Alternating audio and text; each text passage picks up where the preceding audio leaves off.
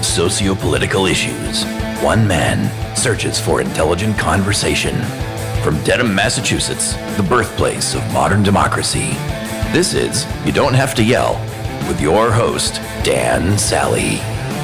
Welcome to episode 34 of You Don't Have to Yell, an episode originally slated to cap off our month-long deep dive into the state of public education in America that was aptly blown to bits when all the schools were canceled in light of the current pandemic. So, this week, the Data Monkey, a man who normally comes to present the cold, hard numbers behind the issues, has come to join me in what may be a deep discussion of the current state of affairs, or maybe a collective freakout. Who knows? Listen on to learn more. It's good we're not doing an education episode. There is no education happening. No. In theory, in theory, I guess I'm supposed to be homeschooling my child in some way. But we decided to go for the feral, sort of naked and afraid, just, go out there and learn in the wild. Yeah. My kids are getting a really good education in Madden 2019. Well, they tell me kids all sports is canceled, then there'll be esports. Absolutely. Absolutely. Yeah. It's, in all fairness, we've tried to keep a handle on things, and we've tried to keep some discipline going. And for the folks listening, I guess I should, if you haven't been listening to prior episodes. So, my house has 4 kids of my own, 1 foster kid. They are all supposed to be homeschooled, and it's just not happening. No, I've resorted to. My kid's eating like Twinkie cereal, for God's sake. There's a Twinkie cereal. There is a Twinkie cereal now. If you needed another sign of the peak and decline of Western civilization, there is now a Twinkie cereal. I gotta say, like, just in time, huh? They snuck it in right before the end. Yeah, I was talking with Sarah about this today, and this is my wife, Sarah, again, for those of you unacquainted with the name of my wife. And I was saying how, now, first off, we've become very, very disciplined at drinking a bottle of wine with every dinner. But we were talking about how the current pandemic amplifies whatever your current state is today. Yeah. Right? Well, and what's interesting to me as a side note is that I've heard these sort of anecdotes of people actually trying to structure school with their children, like homeschooling, and all I can think is, oh, wow, that's fascinating how you are managing your anxiety by structuring the kid's day. Yeah, because most times it's like the kid's going to school with like 20 other kids in the class. They're not getting that much one-on-one time, but you feel like suddenly parents have to be the teacher for the kid all day long and structure the kids and structure a classroom and really? Yeah. Look, this is more about your anxiety than anything else. Oh, 100%, because everything is totally fucked up. Everything is fucked up.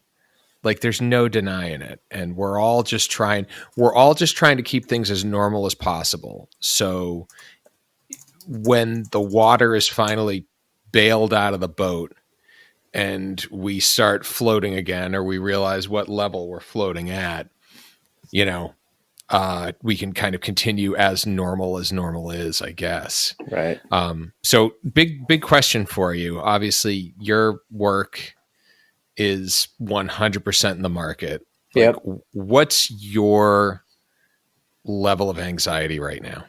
Actually, surprisingly low, and I think that's just a function of my age. I've been doing this now for 20 years, and I realized in tallying this up, the world has ended like 6 different times I've been working in the markets, right? But a different way. I've had a different time every time. It's a different way, right? Yeah. We had there was long-term capital management was the first little appetizer I got early on.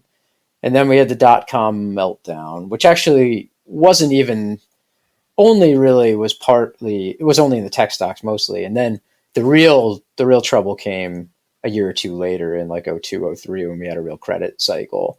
And then you had a real big downdraft. And then you've had, the Federal Reserve / plunge protection team came in and flooded the market with liquidity. It led to the mortgage bubble, which led to a housing bubble, which led to structured credit bubble, which led to the global financial crisis.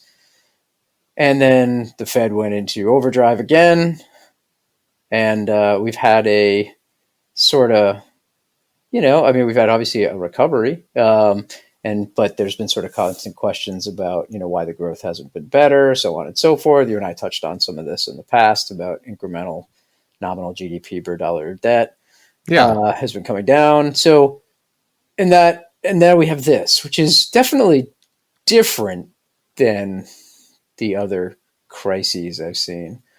But it's just funny to me that this is now, like, it's not the first time I've seen sort of a waterfall in the markets. Yeah. Yeah. It's a little different, though, in that we didn't really create it, right? Yeah, no, I just, this is we keep pushing things to their sort of optimal capital efficiency, which usually tends to inflate exotic structures. Like in this case, we've got a large corporate debt structure that's built up over the last 8 to 10 years on the premise that, all companies can't simultaneously really all go bankrupt. And then, of course, we find a way to make that happen in theory.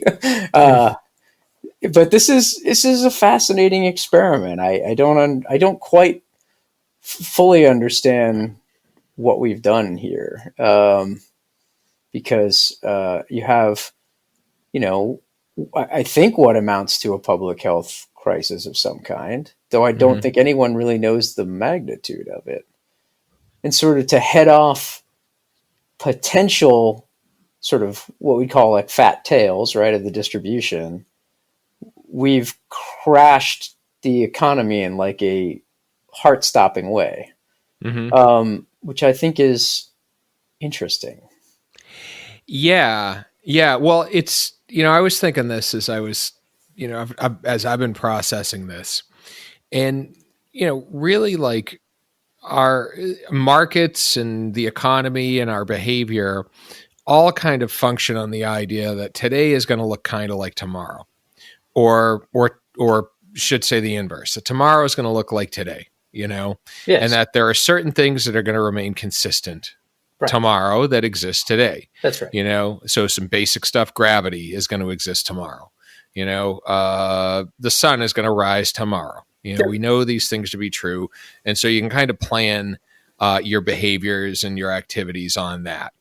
And when something comes super massive that just throws a wrench in that, right? Right. Then that sort of disrupts that. And ideally there should be, there's a buffer there to manage that. So again, kind of taking that whole idea, I anticipate that I'm going to have use of both my legs tomorrow, but maybe I'm walking down the stairs and I break one of my legs and, now I'm on crutches or whatever, and ideally there are kind of mechanisms to absorb that. You go to a Brazilian jiu-jitsu class and then the next thing you know, you're on your crutches for months. Yes, much to the chagrin of my wife, which is a story that I'll have to maybe release a bonus episode for. But no, it's an interesting point because that's what I think the way that's a little bit the way that people approach the financial markets as well. There's sort of an underlying assumption that sort of nominal growth will just continue to be tomorrow what it was today or yesterday. Yeah, and so I think we've never, and probably justifiably so, we've never ever factored a global pandemic into the series of variables that might throw that off. Yeah. I think there's multiple warnings about this potential, like for years, but Yeah, but exactly. But you still see people smoking, and it's like it's coming. But right. Yeah, but I found that really interesting. That that we've kind of had this global natural disaster that's effectively, stopped us dead in our tracks. Literally, like as a planet, we're kind of in uncharted waters. We don't have a collective response for this. No, we're sort of figuring it out. I mean, this is sort of a topic we can touch on if you want to. I just find it fascinating how much sort of real time, what we call A/B testing is going on, right? Yeah. We're trying out like distance learning with students. We are trying out working from home and remotely, and skeleton crews in actual offices, and we're trying out first release movies just to home video immediately, and we're trying out like this is a really interesting some of these things could have long term repercussions about how we structure a lot of things in the economy, right? Like whether we want to continue to keep supply chains as light as we have. I mean, for decades now, we've had this ongoing idea of lean manufacturing and just-in-time inventory, and there's a real question of whether some of that will have to be rethought. Because maybe we need to have buffer stocks. Maybe you need to be thinking in terms of having some kind of disaster recovery plans that involve having inventory on hand. It'll be having people rethinking whether supply chains can be relied on when they're global. It has people, I think I find it fascinating, this whole working from home. I think companies are going to wake up and be like, wait a minute, for a lot of these people, why do we pay for real estate that they work on when they can pay for the real estate they work on? Not to mention, if you're running a business and you're, one of the pressures on business is the ability to hire. Yeah. And you can just expand your hiring pool to anyone with a reliable internet connection, a comprehension of the English language. Like, why wouldn't you just go that way? Right. There's so much about like just commuting to an office that feels very outdated in some ways. Yeah. Anyway. I know you've been kind of doing that for a while, like working from home, but but I guarantee you I guarantee you any company that forces its people to come into the office, that doesn't let people work from home who can work from home, I guarantee you whatever camaraderie they thought they were going to gain from that is automatically negated from the fact that you're forcing somebody to hop into a car just to sit in an office. Right. And fighting traffic into the cities or wherever they have to go. And exactly. So far. Exactly. So it's interesting to see how, I don't know, be curious to see what this all looks like on the other side. At this point, I'm kind of like, all I'm thinking about is like, in the run up to World War II, if you were living in Europe, you kind of knew things were changing and things weren't getting better. And I'm pretty sure around like 1937, 1938, there were the people who were like, oh, just give it a year. It'll all get back to normal. Right.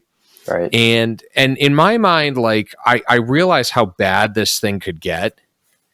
And so I just want to be happy for every day there is a working refrigerator with food in it and everybody's healthy and we've got a little money in the bank to patch us through should we need it, But let me get to the most important question. How much toilet paper do you have on hand? We didn't even stock up and we have plenty. Well, I've been fascinated by this. My joke on this was like, if anyone ever needed proof that, human society is like a complex adaptive system with bizarre emergent properties that all complex adaptive systems show, that's an example of it. Why is that the thing that we decided everybody started stockpiling? It's bizarre. Yeah. Because, I mean, if you're stockpiling, I have to ask the question, how many shits do you think you're going to take? And if you think you're taking that many, we have to talk about your diet. My God, what is going on here? How many people in your household times maybe 1 to 1.5 a day? Like, I don't understand the math. Yeah, it's not even it's not a stomach virus. No, I know. Yeah. So yeah, I'm at a loss. I'm not sure I understand. And it's not like, but people aren't like, and I've heard the argument. People say, oh, well, I mean, you're not often at your house that often. You're out of the house. You're not using your bathroom as much, so you might run out. So you need to have extra. I'm like, well, that's true of like trash bags too, but nobody's like freaking out and stockpiling trash bags. Yeah. Like, Well, there's a lot of things that, yeah, sure, you buy a couple extra to get you through because you're home more than you would be normally. But like, what do we? Why are we stocking out of paper goods everywhere? yeah. Well, when this thing broke out, when it was just starting to break out, I remember I was running into to a store, and I saw these two women walking down the street with kind of like what looked like a real heavy, awkward, box. And so originally I thought, oh, I'll go and help them. It seems a little heavy. And then I looked, and as I got closer, I realized they were carrying like this coffin-sized box full of milk, like basically all the milk they could carry. And I was like, you know what? You can carry your own fucking milk. And I just walked off and did my own thing. And you want to ask, like, how much milk are you going to drink? That's going to go bad before you could drink it all. Well, exactly. That's what I understand. What I want to know is like, there's a finite amount of like refrigerator and freezer space, in the city, and so at what point do we maximize that? Like, is there a certain, like, I think we're going to find out. Oh yeah, no, I think that's right. I think my belief is that what's going to happen is you're going to see everybody is going to wake up in a couple weeks and realize that they have way too much of certain things now in their house and they don't need to buy it for like a year. Yeah. It's just, we're all set on canned soup until 2021. Like, yeah. All good.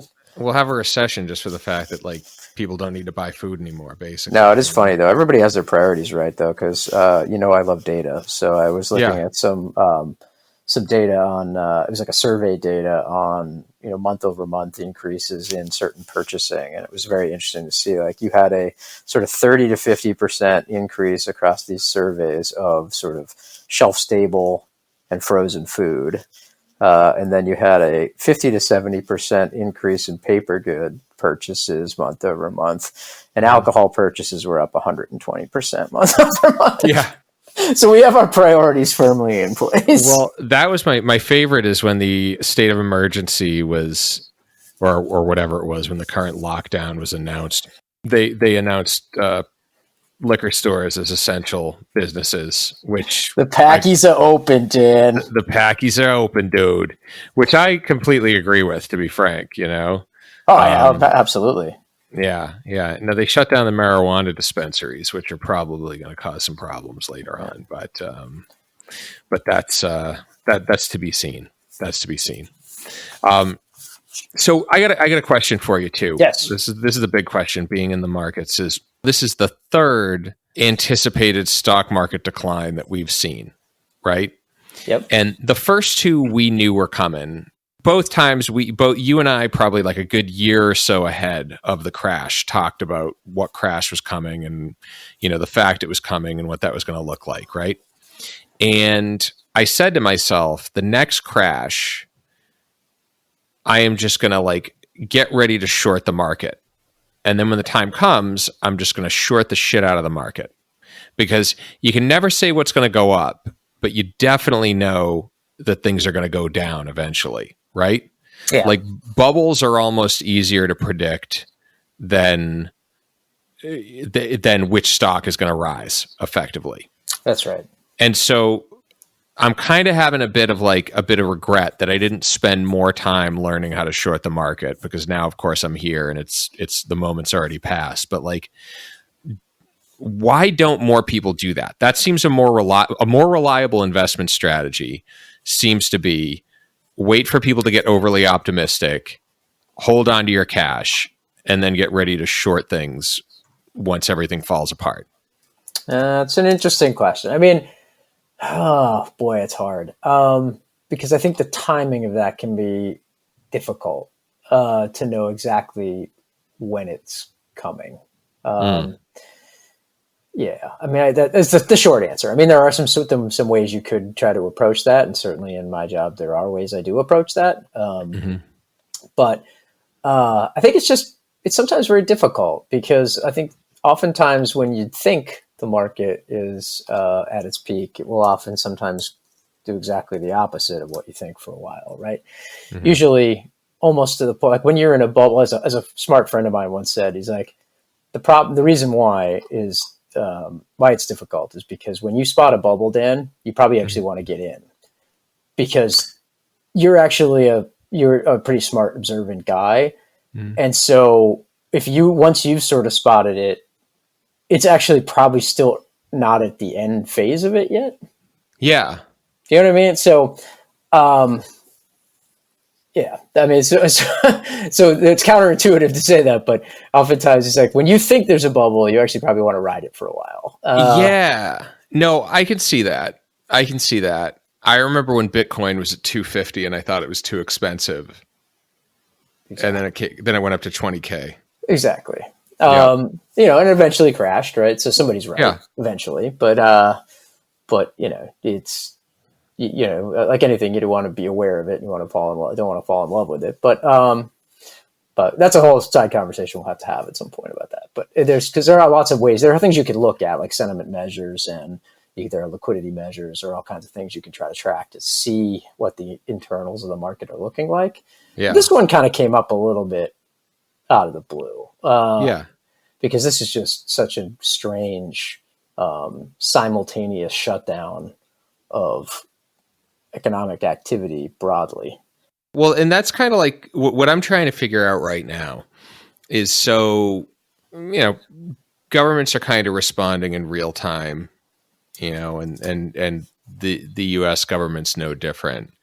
And, what I thought went well during the last financial crisis is there was just a very decisive measure to prop up the financial system by any means necessary.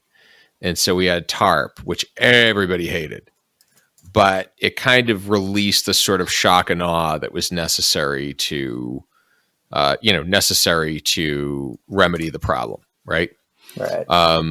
And then kind of on the opposite pole of that, let's say we have kind of Herbert Hoover, pre-depression, kind of dithered on the level the federal government was going to support the markets, and just gradually saw the whole platform disintegrate from under everybody. Where do you feel we are right now, or is it kind of too early to tell? That's a good question. I mean, my personal view, I think, is that we all have PTSD from 2008, 2009, which is part of the reason why the sell-off has been so fast and so rapid.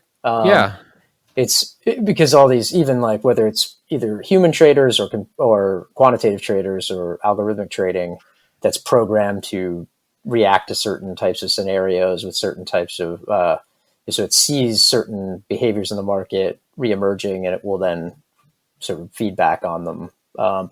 And so there's a chase to sort of, whether it's like they start to buy the things that are considered defensive and high quality, and then they short the things that have leverage, and it's like all the playbook comes out.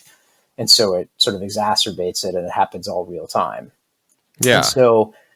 And similarly, I think our policy response is happening in an incredibly quick way. I mean, what took weeks and months to get together in 2008, 2009, we are cranking out in like 2 weeks. True. I mean, we went from, it took the Fed all the way to sort of the second quarter of 2009 to really get into full quantitative easing. And like, we're there already. Yeah. And similarly, sounds like by this week, we're going to have some kind of stimulus package that adds up to about 10% of total GDP. So, I mean, that's not joking around. I mean, you go back and look at what the stimulus bill was in the American Recovery Act, was 850 billion. So, that was on, it's about 6%, but not even 6% of GDP. Yeah. So this is we are bringing out the big guns real quick. I mean, that's not. And in a lot of ways too, like it's not, in a lot of ways, the money is more justified in this specific case because depending on how they end up allocating it, but yeah. Well, true. But, in 2008, it was pretty much revealed that a certain segment, a very sizable segment of GDP or a very sizable segment of people's wealth was just horseshit.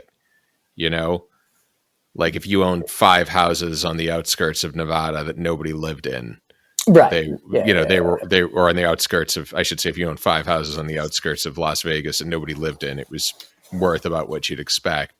This is a little different, I think, because you had a real economy that was really stopped by a very real disaster.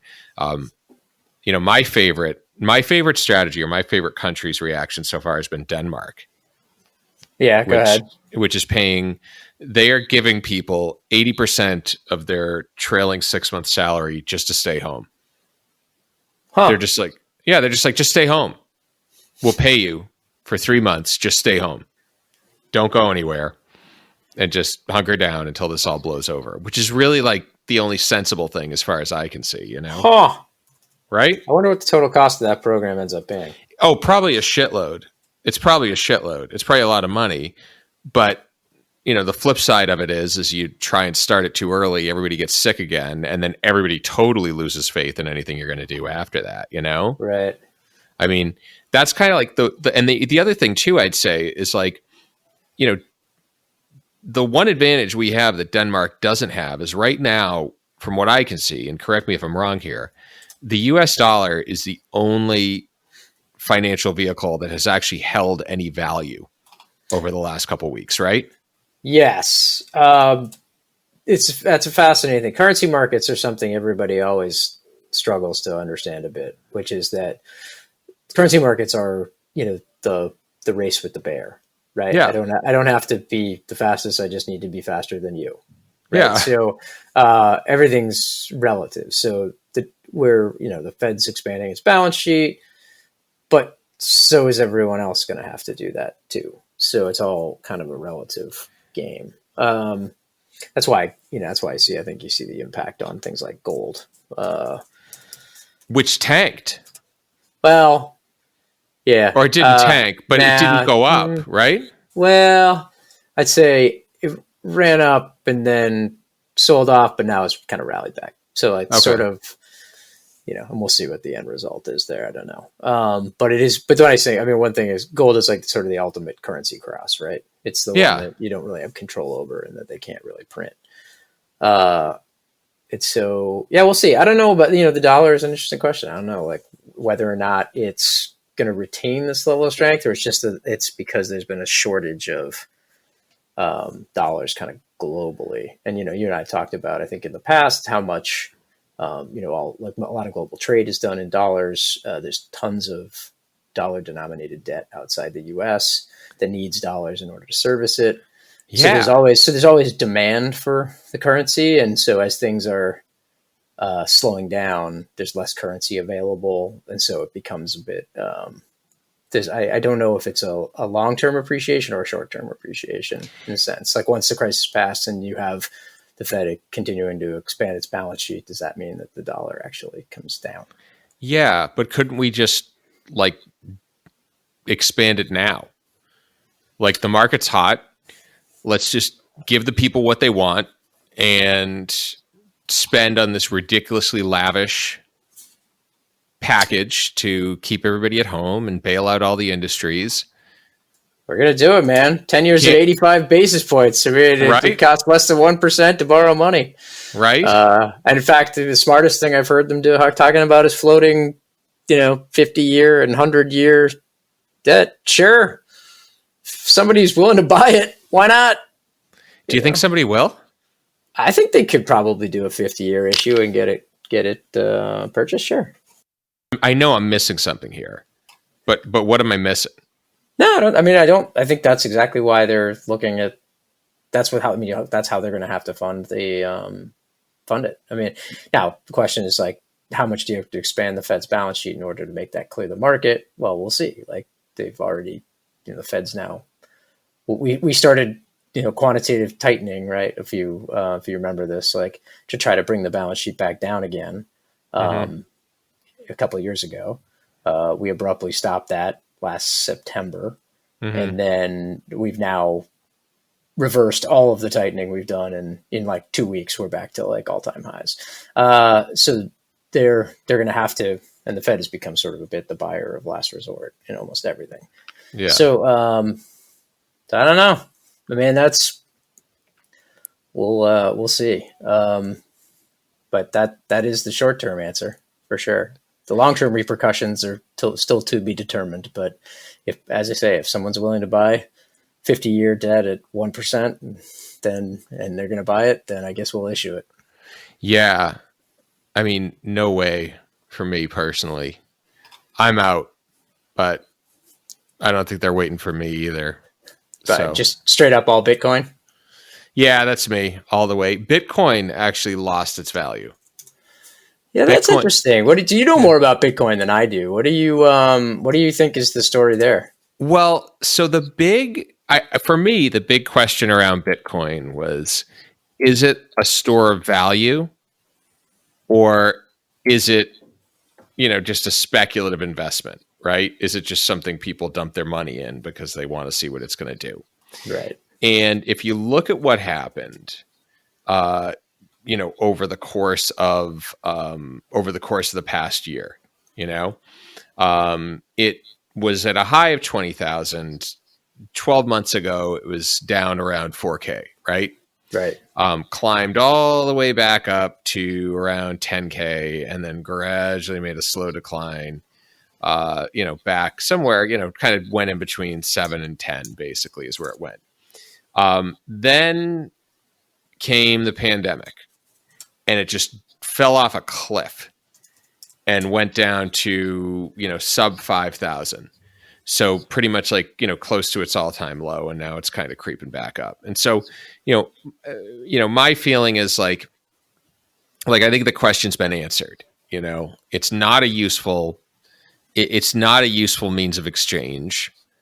It's been disproven as a store of value, because of how steeply it declined, at the recent dip in the market. Yeah. And so it's back to what it was useful for before, which was buying fake passports and MDMA off the internet. Like that's legit. Like if there are places you can look up the amount of Bitcoin transactions that are taking place. Yep. Right. And if you look, they're steady. They've been steady since the boom. So there is the same amount of exchange of Bitcoin going on, even pre-boom to now. So in terms of real Bitcoin being exchanged for goods and services, right? That hasn't grown, and that to me is evidence of its value. And everything else is just bullshit. So basically take whatever the value was when that process, when the number of transactions reached the level it's at now. And that's probably what the quote unquote real value is. And the rest is just purely speculative. Interesting. Yeah. I wondered what was going on there. Cause I actually wondered if what was happening it's partly, the dollar appreciating so quickly. Again, there's a dollar shortage, right? So, Yeah. So that's sort of the inverse of what's happened. Bitcoin is by definition, the price of Bitcoin is quoted in dollars. Yeah. So if the dollar is going up, that currency it has to be appreciating versus that currency. So but I wonder if it's a bit of a short-term phenomenon. And it also could have something to do with people who own, investors who own Bitcoin could have margin calls or other needs for dollars elsewhere due to other investments they have, and be selling the Bitcoin to get liquidity in order to. Well, yeah, that's true. And me writing off Bitcoin is sort of like writing off gold too, because the same thing happened to gold. At the same exact time. That's right. People started selling it off for cash. I think the interesting thing though is, if there's one thing that's been revealed in this whole crisis, it's that there's no such thing as an isolated disaster anymore. If we take the accepted theory of kind of how the coronavirus entered into the human population, you've got the wet markets in Wuhan, we now know that the regulation of a food market in a province in China that nobody knew about until this, or very few people knew about until the pandemic occurred, right? Yep. That the way they govern their food market ultimately impacts the health of everybody on the planet and the global economy. Physical and financial. Yeah. Bingo. Yeah. It speaks to the fact that you can't just say that, the whole idea of like these nation states sort of governing their own affairs has kind of fallen apart to an extent, Right.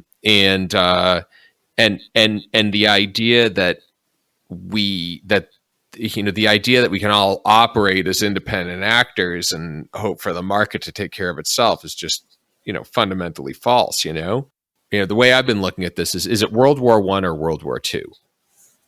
Is it a disaster that is going to get us all to come to our senses and restructure the global order to prevent it from happening again?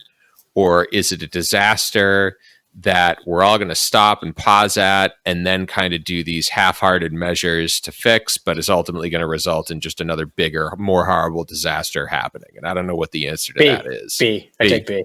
Yeah, I think if human history is any indication, B is probably the way it's going to go. But it's just too many people invested in the status quo. This is why we continue to sort of just keep doubling, tripling, quadrupling down, right? Yeah. I mean, like everything, right? Like if anything, right? You look at in the financial crisis, we deemed all these like major banks like to be too big to fail, right? Which is insane to me. Like once you've sort of said something is like almost a public utility, you can't just have then privatized profits with like regulated without ending up regulating it, right? If you're saying there's implicitly or explicitly socialized insurance to prevent the failure, then you have to also effectively regulate them, right? Like that. And so now too big to fail is going wider, right? We're deeming like, I mean, we'll see where we end up with, but we're basically trying to say like, airlines, which by the way is an industry that's been in and out of bankruptcy for my entire career. Every single one of these companies has gone bankrupt at one time or another or come close. And yet, we're still flying places. It's not like we're all going back to horses and buggies because the airline industry goes bankrupt.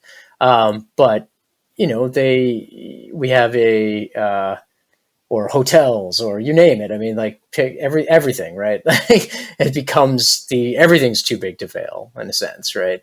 And I don't know. I mean, on the one hand, I say, yeah, okay, this is sort of a exogenous event that none of these companies individually can control, and so therefore they didn't really have any.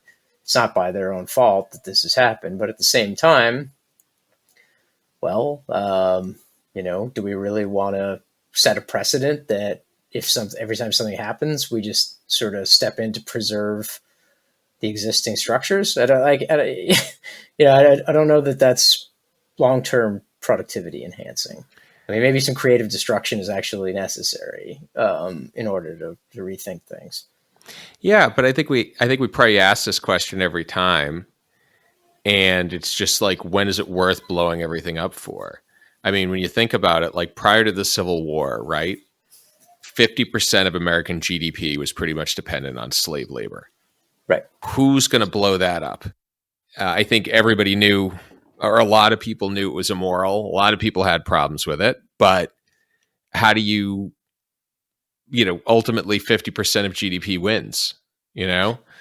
But this is a good example because 50% of employment right now is small businesses in the US, right? So those aren't, I mean, I guess we'll figure out what we're going to do and we'll see what this stimulus bill does, but I don't know about you, but I'm getting emails left and right from every small business I use that are in desperate straits generally, most of them right now. Yeah. And so, they don't get to send a lobbyist down to Washington to sort of get a zero interest loan with no recourse and no covenants and no anything, which is really not a loan. If you don't have, if there's no interest, no recourse and no covenants, it's really not a loan. And so, I mean, what does that do if you're going to just have a bunch of these small businesses or small restaurants or all these things? Like some of them just won't make it. Like, Yeah. But they didn't get a do over, but like United Airlines does. I mean, there's going to be a certain element of like picking who wins and who loses. Yep. Go ahead. Keep going. And so I think that there's, ultimately, like, the government exists to keep people from being victims of circumstance effectively. Mm-hmm. So if you just so happen, I mean, it goes all the way back to, it goes all the way back to the fact that if you were somebody who might be easier to murder than somebody else, right? There was a law in place to keep you from getting murdered. It was as simple as that, It kept us from having to be stronger and more deadly than other people. So it kept us from killing each other, and it's kind of obviously gotten a little more complex since then. But the, basic idea is like, if this thing is a public utility, if the greater good is served by keeping this thing afloat than letting it die, then let's keep it afloat. And I do think, you can't deny the fact that there is an economic benefit to having a system where, I can be in Chicago in 2 hours, and that can't exist without some level of government support. And I think the only thing we're fooling ourselves on is the idea that can exist without a level of government support. It's something unique to the United States because, every other country has a state-funded airline, or most other countries have. Yeah, that, right? But yeah, you're arguing for nationalizing them. Yeah, well, absolutely. I mean, like, look, we in this country, we tend to have this idea that if it's not turning a profit, it's not good, right? And the problem is you tell me, like, how much of a profit does your police force generate? How much of a profit does a fire department generate? How much of a profit does the U.S. military generate? They don't. So that's you're coming to the heart of it. You said, what is the government there to do, right? The government, in my mind, the government's there to do two things, right? To operate natural monopolies. That's like the police force. So we're not all like hiring our own protective forces, right? Yes. And to minimize externalities, right? Externalities are costs borne by people who are sort of outside of a transaction, right? So if I sell you a widget and you buy a widget and you needed a widget and I made a profit selling the widget, but in that process, making widgets, I poisoned a third person who had got no utility from buying the widget and made no profit from selling the widget. That's an externality, right? So these sort of extra costs that are borne by people who are not part of the transaction. And that's to me, like, if I think of two things that the government is supposed to do, that's what the things that the government should do. And everything else is somewhat extraneous. So what that does is reframes the argument around something like airlines. Is, to your point, we can have the debate, but the debate is, are they a natural monopoly or not? Right? Yeah. Is it we don't have competing private road systems where you're not allowed to drive on this road, where, you have to pay me for this road and they're owned privately. And like, we don't do that, right? We just have sort of one road system and it's supported by, public tax funds. That's the question, right? So it's like to define which things should actually be operated in a natural monopolistic fashion and which ones shouldn't. Yeah. And we have to get over this idea that it has to it has to turn a profit, because if there's one thing that drives me up a wall, it's when some dipshit who hasn't balanced his own checkbook in 10 years is like, the government should function like a business. And it's like, no, it should function like a not-for-profit. Exactly. That's exactly it. Because you wouldn't exist if it did. I think the greater point to that too is, again, if you're talking about the whole idea of minimizing externalities. Well, what if one of those externalities exists in a food market in Wuhan? Exactly. Right? This is exactly the definition of an externality. Or second point, what if one of those externalities is the fact that a country with a weaker healthcare system can create a situation where a disease just flourishes and then it's distributed to the rest of the world. Yep. Then we've got a big question as to, is this is this local response in the sense of, is this like sort of nationalized response sufficient? Or like we have this UN that theoretically is designed to keep people or keep nations from fighting each other. Right. Does there need to be a stronger international system for regulating and fighting these things? Right. You know, because Yes. this isn't the last one. No, in fact, people have been talking about this forever, that these markets are going to be the cause. I mean, it's already been the cause of multiple, strains of virus that have come out of these. So, I mean, they clearly have to do something about it. They need to regulate them more carefully. Yeah. I'm surprised we haven't heard more about maybe we'll have to get out of the teeth of the crisis first, but I suspect at some point you're going to have to hear more about, an international pressure on China generally to try to do something about this, because this is just an ongoing, liability that's just out there all the time. Or do some serious marketing, like a wet market food fair where I can taste like the best thing that comes out of that place. Because maybe it's really delicious. Maybe we don't know what we're missing. I don't know, man. I've seen these things. I don't know if you want to eat anything coming out of some of these I don't know. places. You're talking to a guy who bought shrimp on a beach in Brazil. Well, that was probably just came right out of the water, right? No. Oh, no, it definitely didn't. No, there was a dude walking down the beach. This guy would walk down the beach every day with his shrimp skewers. He had this little, I don't know what it was. It was like a barbecue he carried in front of him. And I love shrimp. So I was like, so one day I bought 3 of them and I'm sitting there eating it. And, I've got the shrimp shells just falling on my stomach. And I'm thinking to myself, I'm the only person out of my entire family that speaks the language. So if I'm holed up in our apartment with Barfing. food poisoning, like they can't do anything. Like, like nobody can go anywhere. So, but I made it okay. So I would venture to say I would eat the fried stuff probably, just because that stuff's safe enough. So there was one thing I wanted to, I was going to make one final point. Maybe please. Maybe this will jog your memory. Just coming back to the airlines again, because I think the point is that I feel like the debate tends to be, to me, the debate should be which things are natural monopolies and which things aren't. And the things that are, you nationalize, and the things that aren't should be privately owned and operated for profit. Yeah. The issue is with some of these things, they just become kind of half pregnant, right? It's private in the up market and public in the down market. And that's where I think that starts to be a questionable exercise, where, they can continue to sort of, make profits, pay them out in dividends, buyback, bonuses, whatever. In the case of, airlines, that helps, equipment leasing companies and the unions that operate there, as well as the executives and all the other parties, the stakeholders involved in that. But then when this happens, they turn around and say, well, I need a 0 interest loan from the government, and a loan, not equity, right? They want a 0 interest loan and they don't want their equity diluted. Maybe to kind of paraphrase what you're saying, if you were going to be there shouldn't be a difference between being the executive for an airline and being the executive for NPR, for example.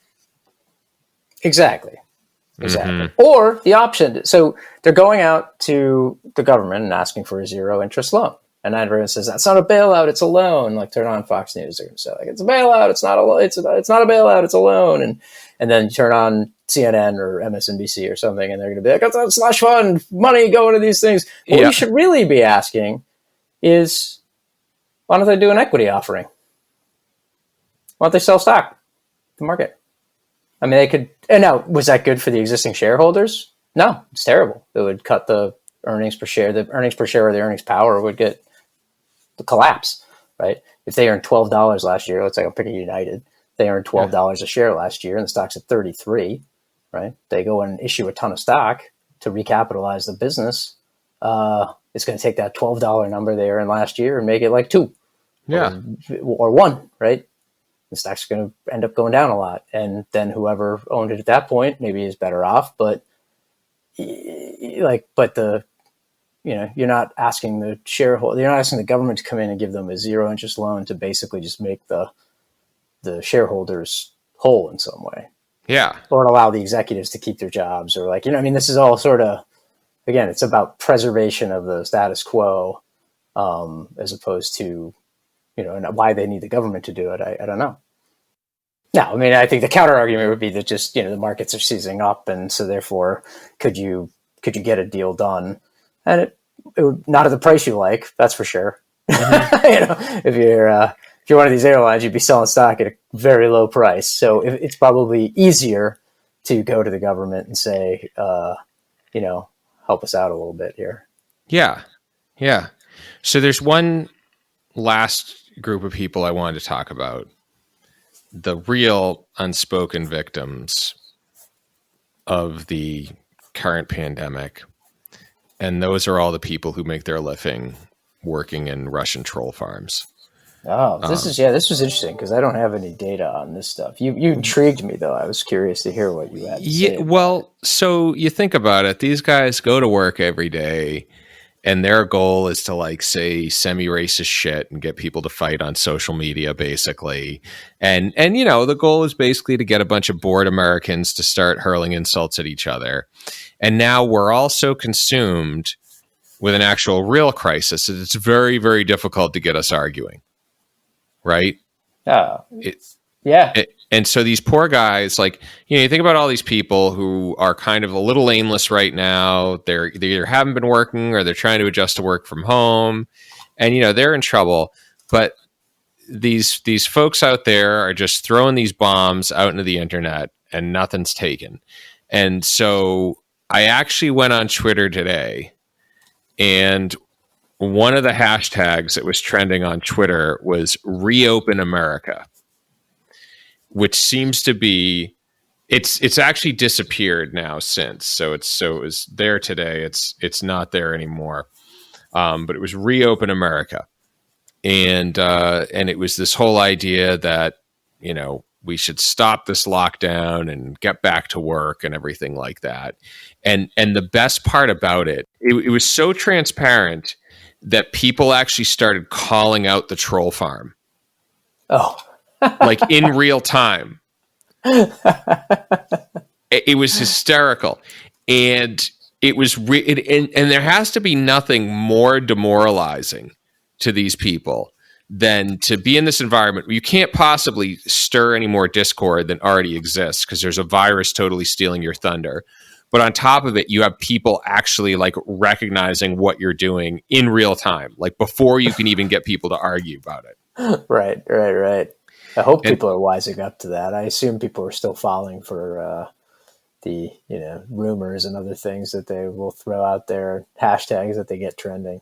Yeah. So it was interesting to watch at any rate. I'm looking at it right now. I actually read a book recently that you might enjoy. Loser Think by Scott Adams. He's the Dilbert guy. Yeah. And he's refashioned himself as a bit of a political commentator. I'm not sure. To mixed results, I think in my view, he seems to be he was a early Trump forecaster, and then has become sort of a Trump apologist in some way. But there are some really fun things in there, and I think there's some fun ideas about that you'd love most people to try to remember.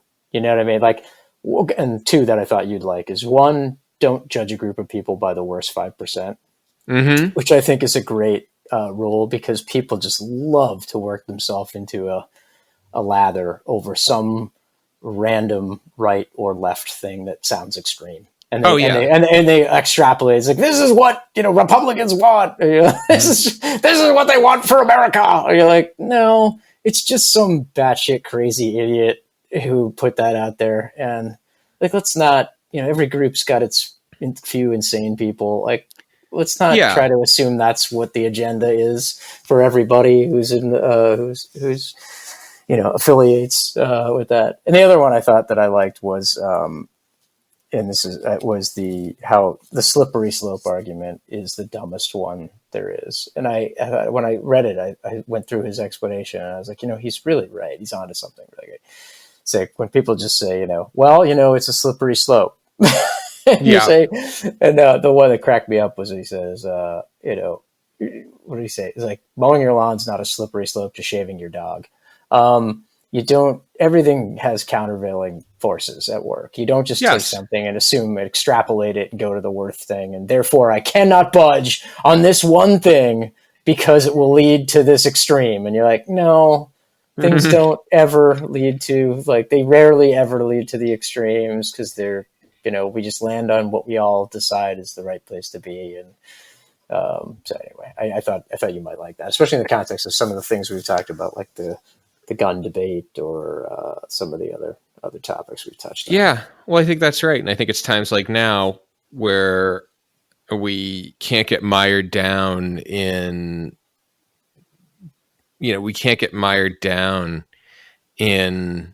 buzzword politics in the sense of, bailouts for the 1% or expanding the welfare state or whatever you want to call it, Right. I think, honestly, the only good stimulus package that could possibly be reached is one that every constituency is going to hate. Okay, so you may have noticed there are going to be some formatting changes to YDHTY as the country deals with this pandemic, and I'm going to be tapping the usual assortment of historians and other subject matter experts to paint a vision for how we get through this crisis and what we should be doing to make sure something like this never happens again. And my plan for next month was to talk about taxes, which is a little less timely now that tax day has been moved to July, but my next guest is going to bridge the gap. With Congress passing a stimulus package in the trillions, that's with a tra sound, the question of our growing debt and how we're going to pay for it comes front and center. Molly Micklemore, professor of history at Washington and Lee University, joins me to discuss how tax policy before, during, and after World War II might show us the way forward. Little teaser, if you've ever wondered what Donald Duck does for a living, you're not going to want to miss this. Per usual, theme music by Fellertack. YDHTY is produced in quarantine by the Big Gino Jason Putney. Stay well, folks. This is Dan Sally, signing off.